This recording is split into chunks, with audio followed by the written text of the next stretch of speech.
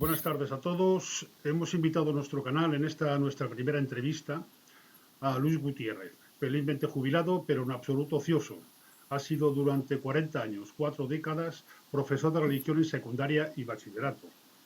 Dio clases también en la Universidad Pontificia de Comillas de Historia de la Iglesia Medieval.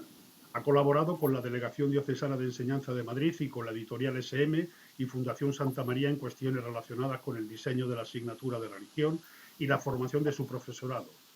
Además, junto a Juan María Laboa, sacaron adelante la famosa revista 20 siglos de Historia de la Iglesia. Era una revista que quería ser divulgativa y que estaba destinada a docentes de religión e historia. Su interés, como siempre ha repetido, es y ha sido la historia de la Iglesia. Buenos días, Luis. No sé si me he dejado algo importante en esta presentación, pero ¿qué dirías tú de ti a las personas que probablemente puedan no conocerte? Bueno, pues que me interesa mucho la enseñanza a la que me he dedicado, la juventud, la enseñanza en general, que mi interés, mi hobby, mi sentido es el conocimiento de la historia, particularmente contemporánea y en general la del cristianismo y la Iglesia, y que bueno, pues que me considero una persona de Iglesia, sí.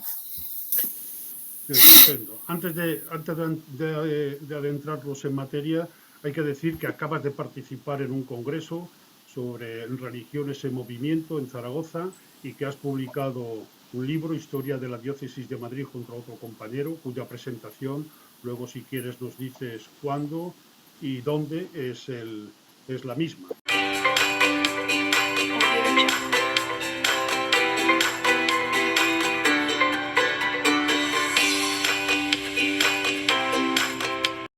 Pero adentrándonos en materia y de una manera rápida, cuéntanos algo sobre los antecedentes, ¿no?, de la asignatura de religión.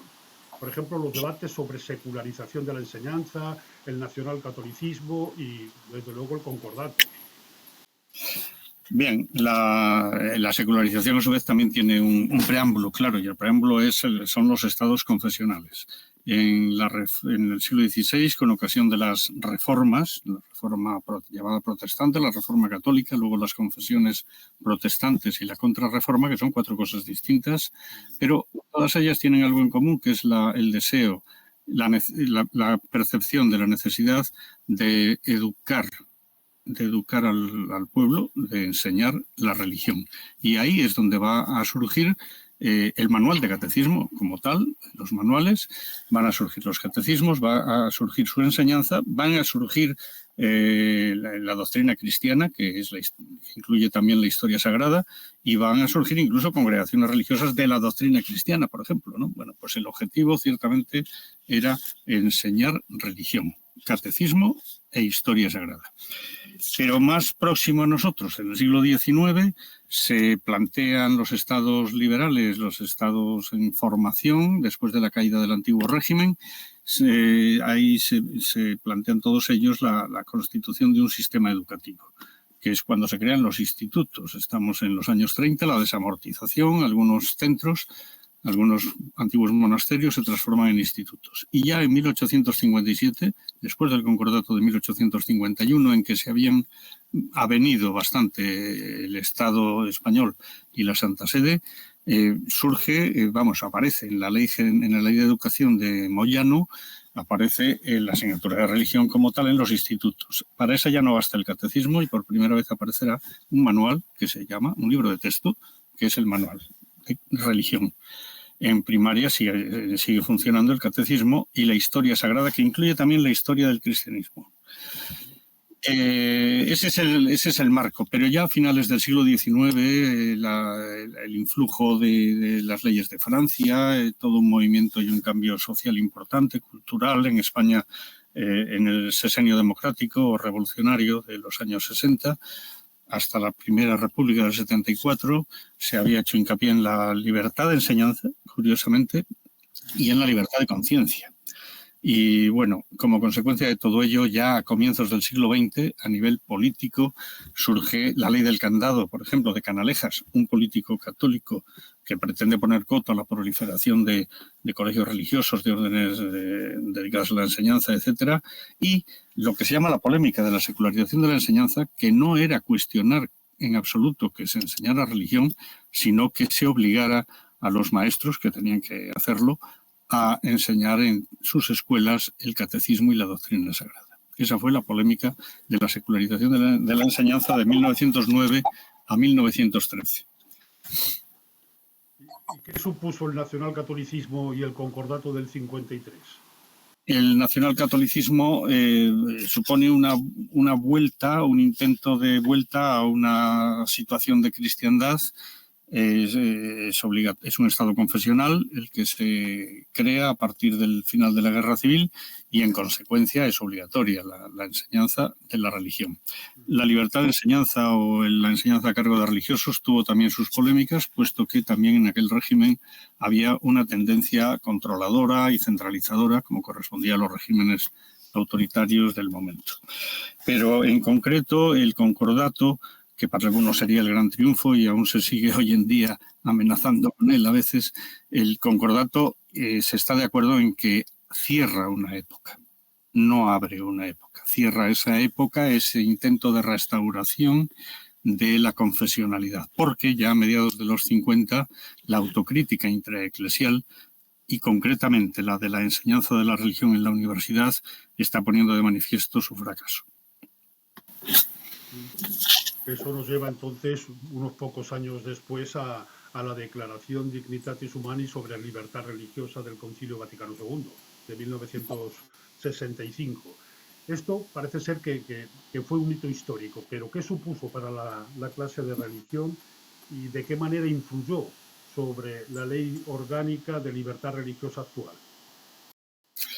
Bien, el concilio es un tema importante en general en la vida de la Iglesia, pero muy particularmente en la vida española, en la sociedad, en el régimen franco.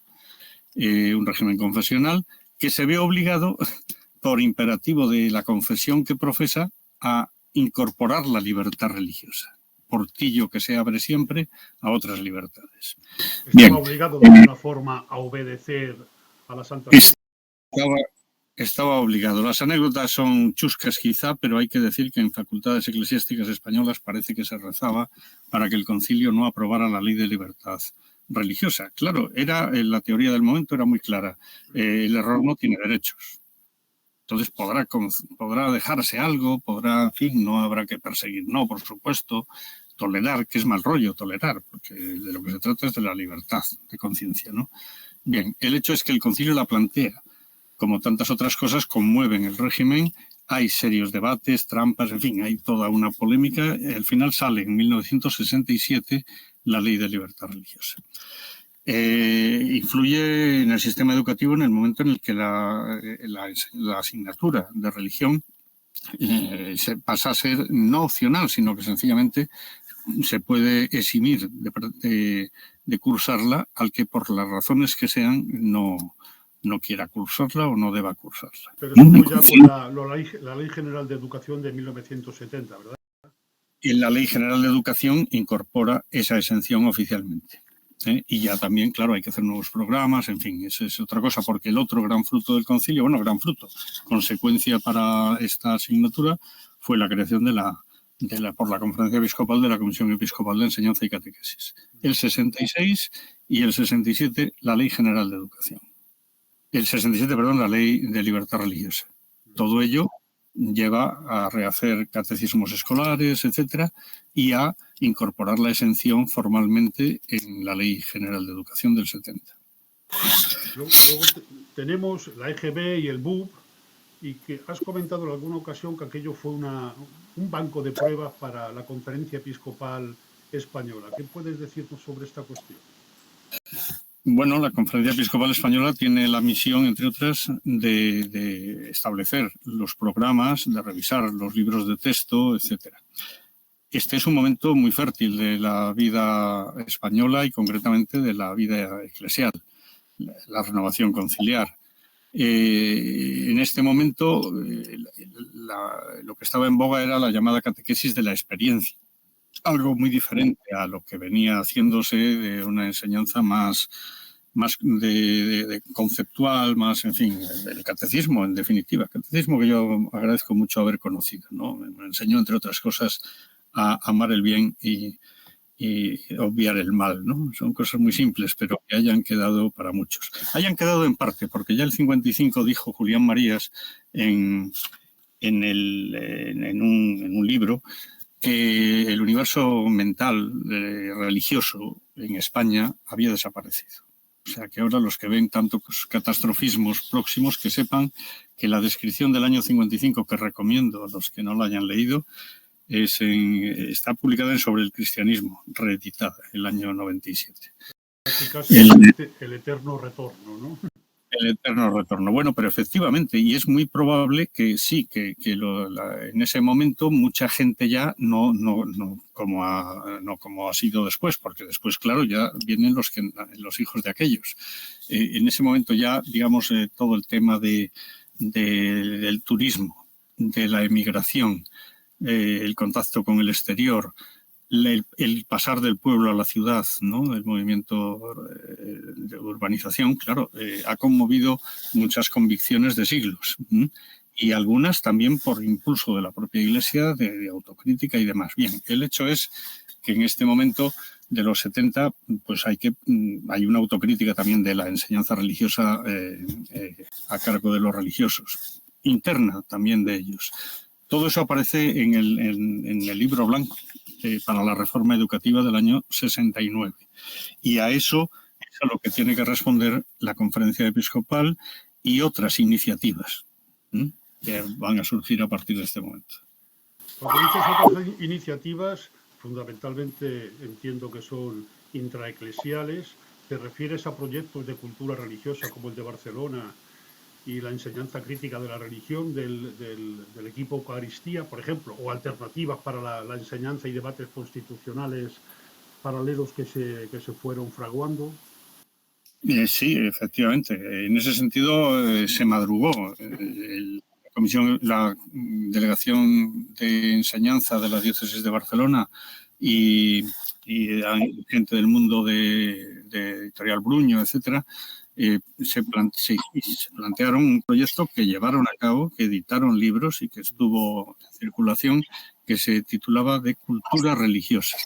Es decir, era un planteamiento obviamente confesional, ¿no? Una delegación episcopal de enseñanza y una editorial católica, pero que planteaban una enseñanza de la religión algo distinto a la que se venía practicando hasta entonces, más no sé si no quiero decir dogmática, porque tampoco es eso, sino más como de síntesis teológica, más de liturgia, de dogma, y ellos se plantean un conocimiento de la religión, de las religiones, por supuesto, con especial incidencia en el cristianismo.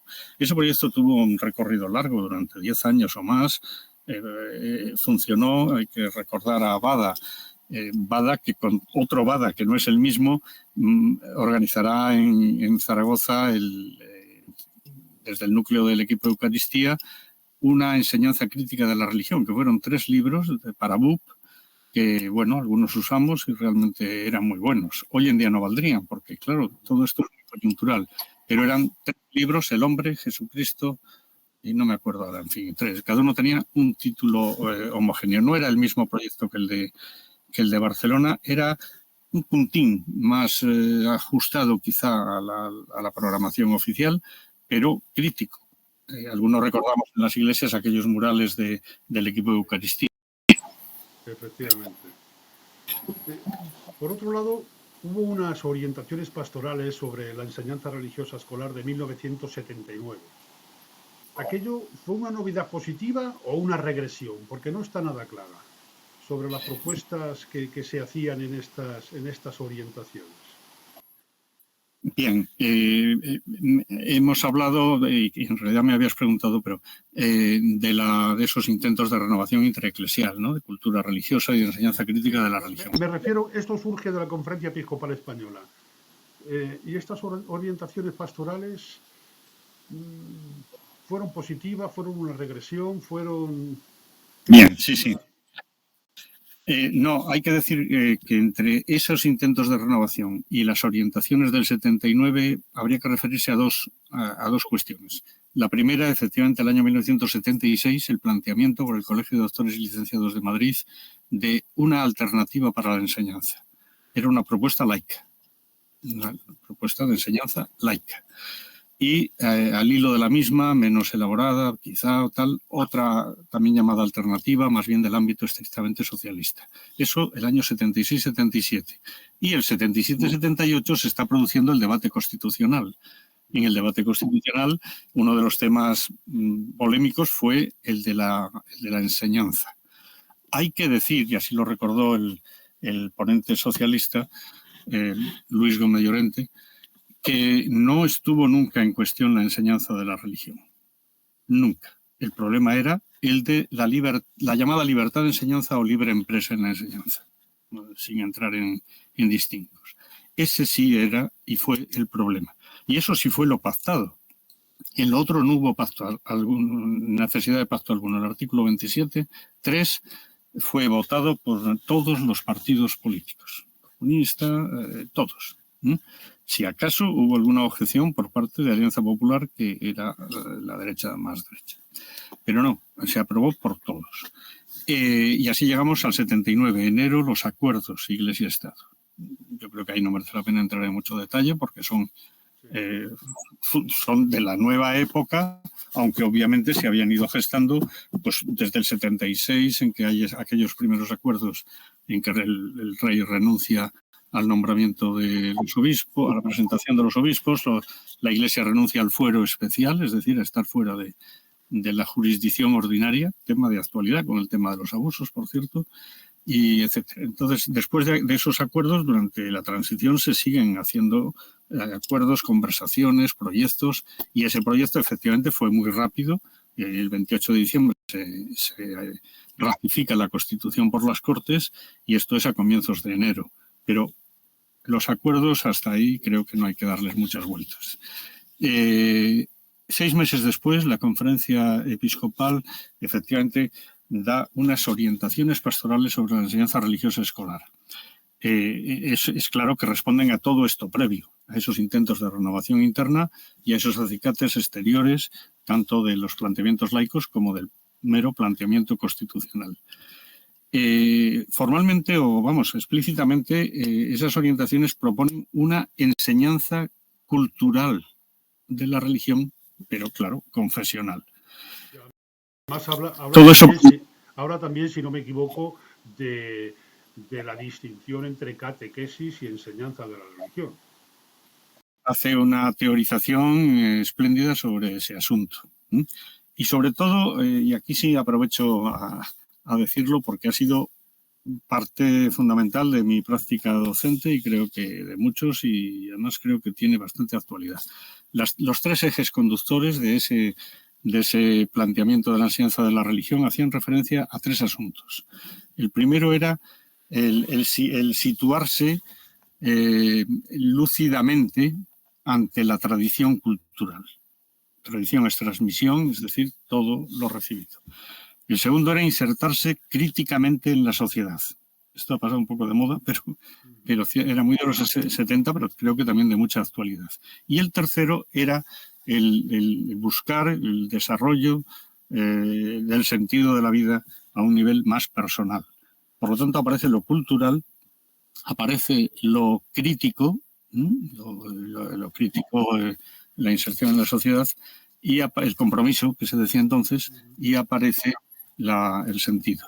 Creo que esos 3 ejes, actualizados evidentemente y tal, no han perdido vigor. Otra cosa es que eso se manifestara claramente en las programaciones posteriores. ¿Una regresión o no? Bueno, es ir atando cabos.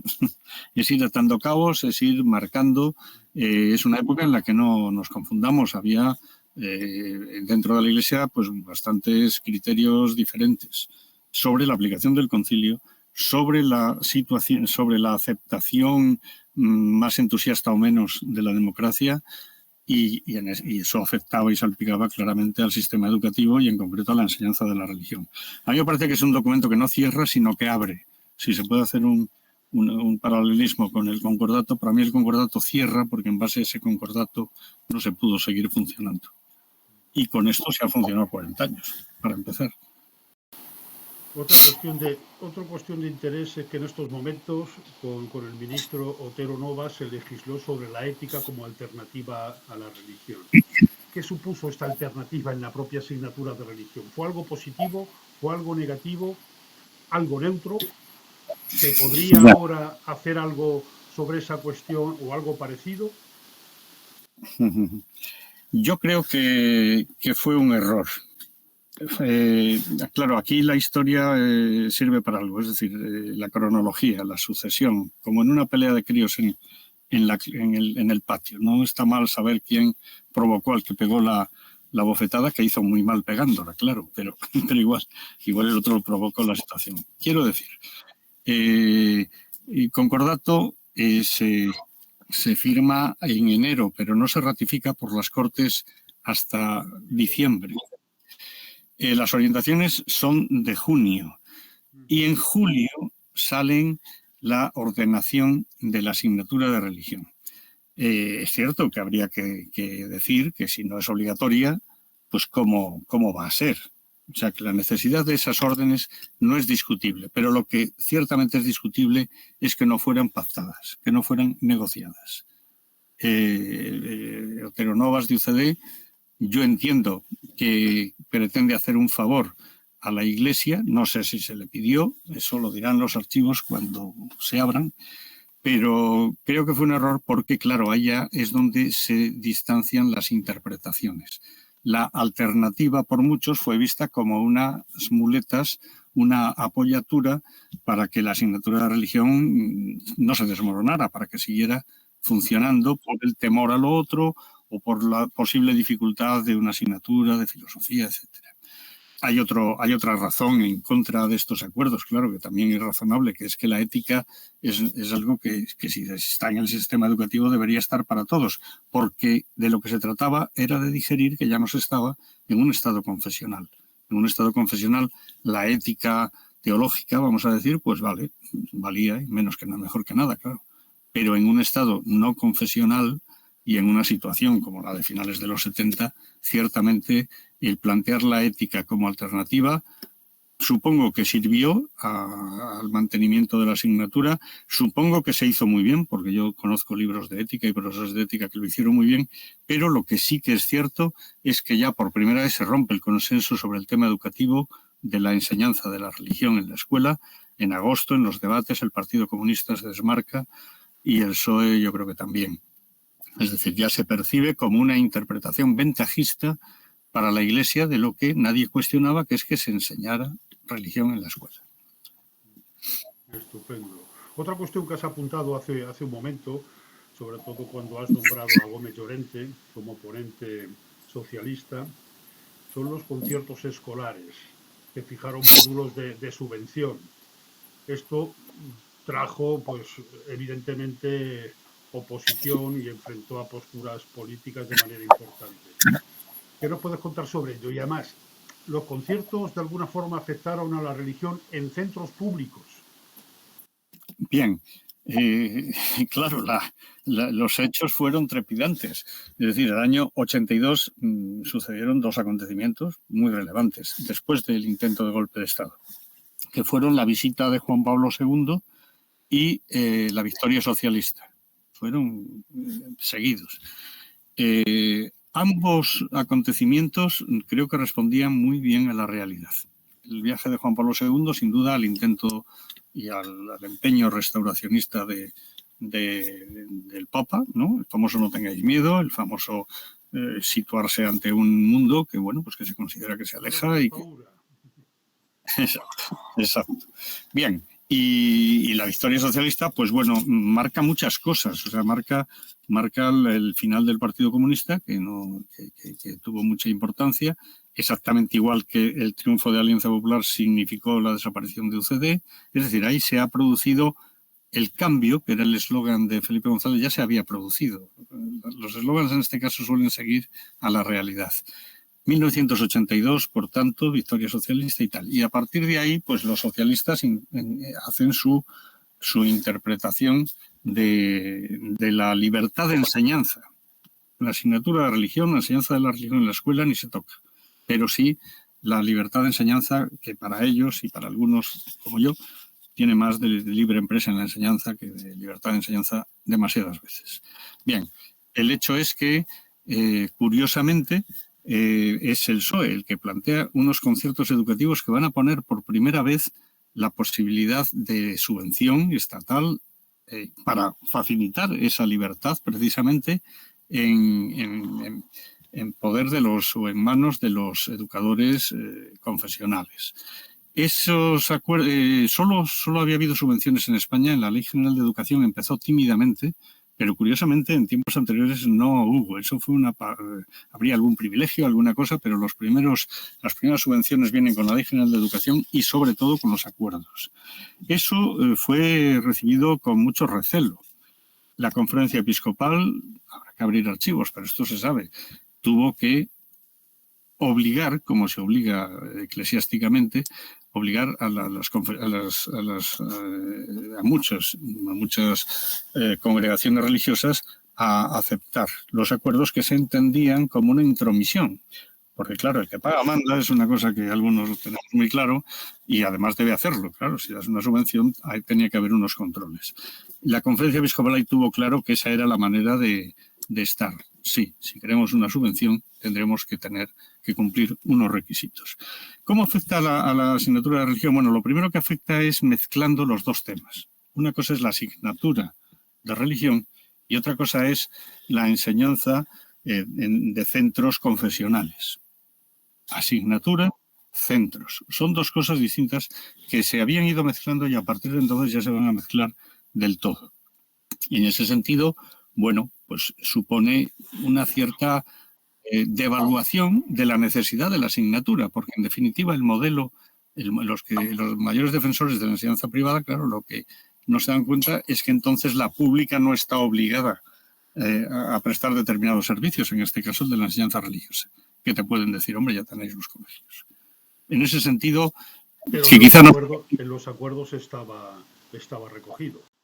Claro, sí, por supuesto. No, si estaba recogido, yo lo que critico no es ni los conciertos ni la defensa de la libertad de enseñanza, es la mezcla de los dos asuntos, enseñanza de la asignatura y enseñanza religiosa o colegios religiosos, asignatura colegios. Eso, Sí, ambos saben. Podría dar la confusión. Claro, y añado otro tema, bajo mi punto de vista, que debo ser el único que lo mantengo, pero en fin, creo que es así.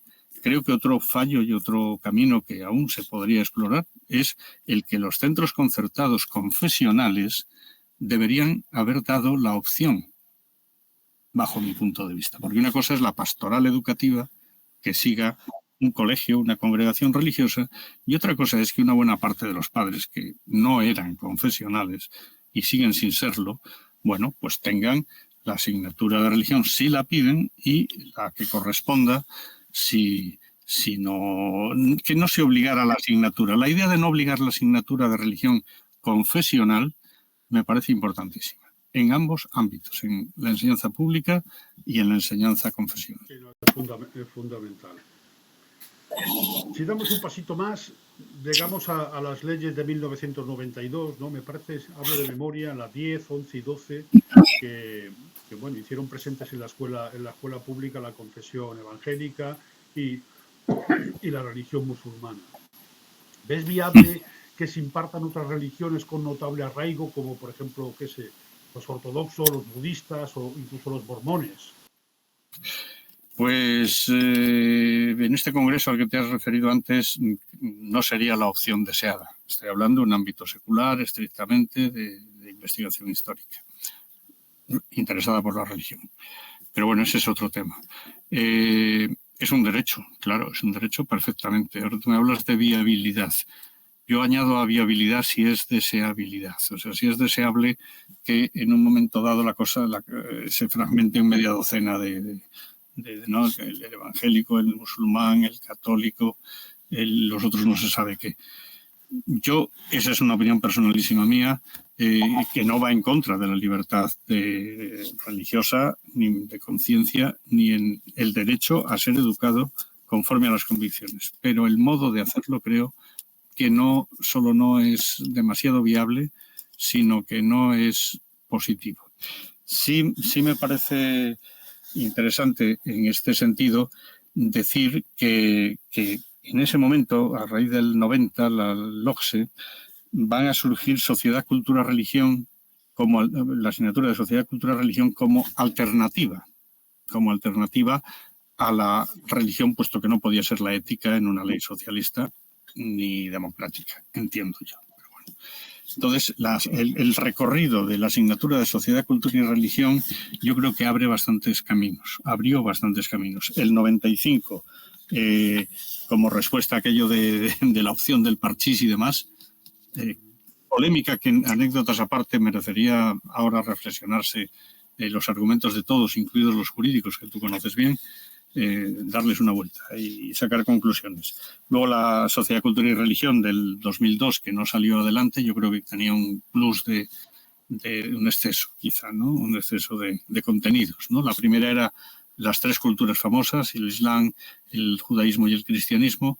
La otra era un tratado de religión o de cultura religiosa o de fenomenología religiosa, bajo mi punto de vista, excesivo, no solo para los que no eligieran religión confesional, sino también para los propiamente confesionales.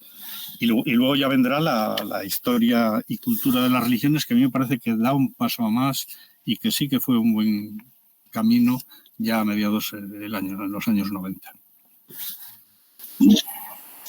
Finalmente, tenemos una LOMCE que fue inaplicada, luego la LOE en su versión última, la LOMLOE, recientemente aprobada a finales de 2020, y parece que la religión se ha quedado ahí un poco devaluada, arrinconada.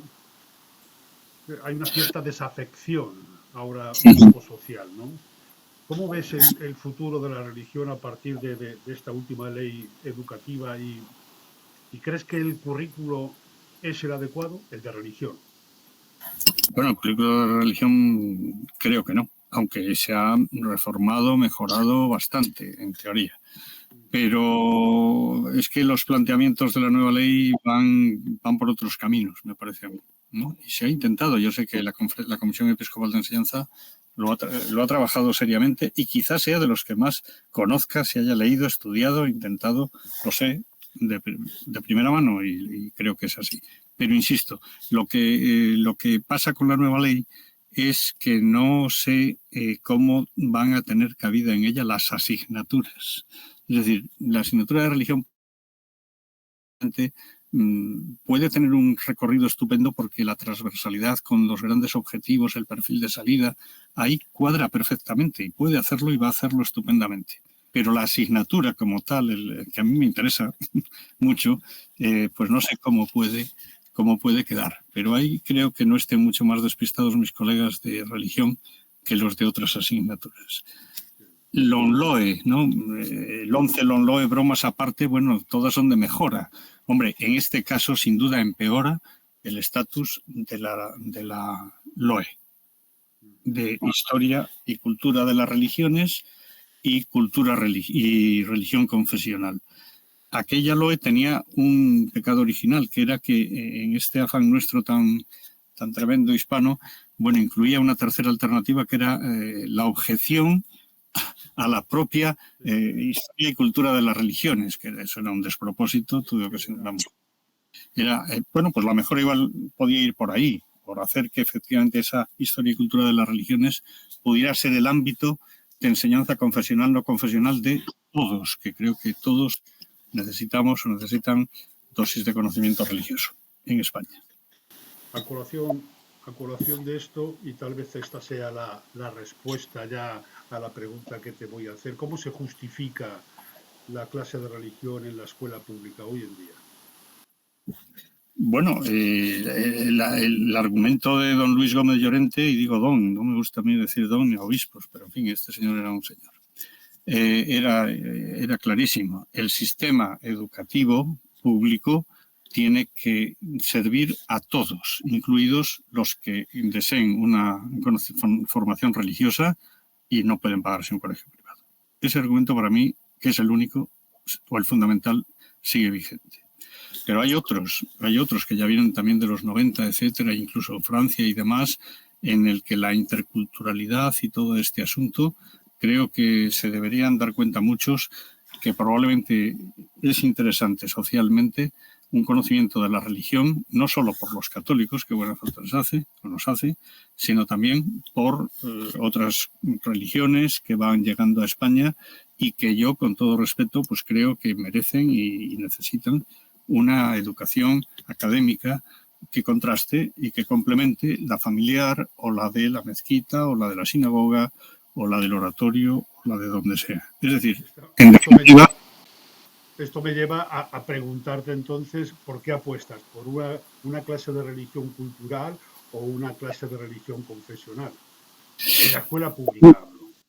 Es que yo creo que tengo entendido que en Inglaterra el currículum, Inglaterra ha tenido obligatorio el anglicanismo hasta no hace mucho y era un medio de inserción y de integración social de todo la Commonwealth. Bien, y tengo entendido que ha habido los programas de religión se hacen por el Estado, por el gobierno, no, por la administración educativa. El Estado suena muy mal. Por la administración educativa. Pero es una religión de Estado. Sí, pero bueno, no voy lo que sucedió a eso. La modalidad actual entiendo, si no ha cambiado, o ha habido ese intento no hace mucho, esa realidad es un programa aprobado por unanimidad por todas las confesiones. Bueno, es una fórmula, ¿no? Esa es la propuesta que hemos hecho desde nuestro sindicato, desde el FITP, desde hace muchos años. Que exista una asignatura de religión que sea común para el alumnado y que el contenido lo fijen las distintas confesiones, religiones, etcétera. Claro, sí, o sea, vamos a ver, el contenido le corresponde a la administración educativa, insisto, no solo en los centros públicos, porque que se estudie matemáticas lo impone el Estado y no pasa nada, ¿vale? Sumar, restar, multiplicar y dividir es conveniente conocerlo. Bien, entonces, bueno, pues el Estado en materia de religión creo que la situación de la inmigración, de los movimientos sociales últimos, de la ignorancia religiosa, que es muy grave y no es solo no entender un cuadro, eso es lo de menos. Lo más grave es la propia ignorancia de los propios miembros de cada religión, de su propia religión. Entonces, claro, efectivamente, si enseñanza confesional quiere decir que yo no voy a hablar de las cruzadas o voy a mitificar la Inquisición, pues no procede. Pero tampoco procederá una visión hipercrítica o que sometiendo a una crítica que no se somete a otros aspectos. Yo creo que la confesionalidad es deseable en el sentido de la integración de las confesiones en el sistema social, político, democrático. Estamos hablando de un sistema democrático. Es deseable. Lo que tiene que saber es cuál es su lugar. Lo mismo que la administración pública tiene que saber también que la sociedad civil, y muy concretamente en este caso las confesiones religiosas, pues hombre, tienen mucho que decir. Y además creo que cooperativamente puede ser. Ahí creo que los docentes de religión, o muchos, acabas de referirte a, pues tienen una larga experiencia, tienen conceptos bastante claros de muchas cosas y creo que no se puede tirar a la basura la enseñanza confesional. Creo que vivimos en un país en que nos olvidamos todos de todo muy rápidamente y hay que reconocer que los acuerdos del 79 pues han posibilitado la existencia de la asignatura. O sea, eso es un hecho. Y de una asignatura que, bueno, eso merecería otra charla o que preguntarais a quien sepa, pero una asignatura y unos profesores que, bueno, que son un activo de la democracia, bajo mi punto de vista. Bueno, Luis, pues vamos a ir acabando o vamos a ir despidiendo. Ha sido un placer escucharte.